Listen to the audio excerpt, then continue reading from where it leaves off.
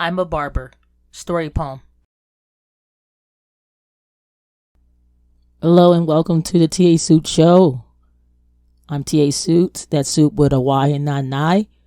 And this is going to be another animated literature episode where it's coming from a story poem from one of my books. And this story is called I'm a Barber. And I'm just going to get into it.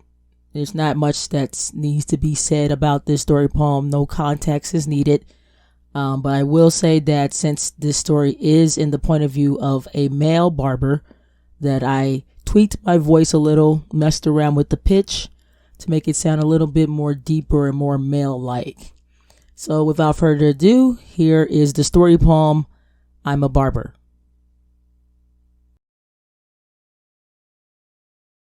My father cut hair, and his father did too. So that's what I did, 'cause what else could I do? It was in my blood, deep in my ribs. My father trained me early while I was still a kid. Eventually I got older and needed some purpose, so I decided one day to cut hair for the service. To meet all these young men, hearts in the right place, whose names I can't remember, vaguely remembering their face. But I remember our little chats as I chopped off their locks. Some were ladies' men, chasing skirts around the blocks. Others needed discipline or did it just like their dad. I too could relate, 'cause that was the life I had.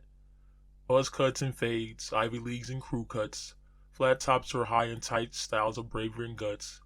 Their haircuts were quick, and conversations were too.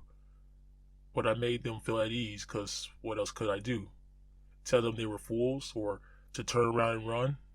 But I admired those young men for picking up those guns, for flying those planes, for healing the hurt.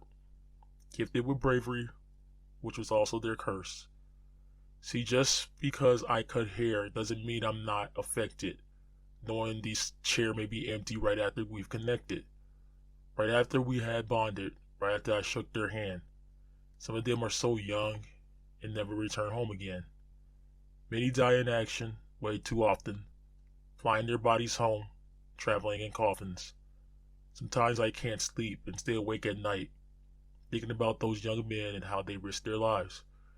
So thank you, young men, and to young women alike.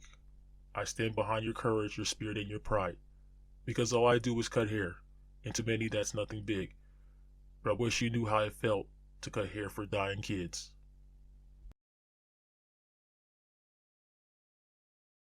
Now don't forget to like, share, subscribe, or follow.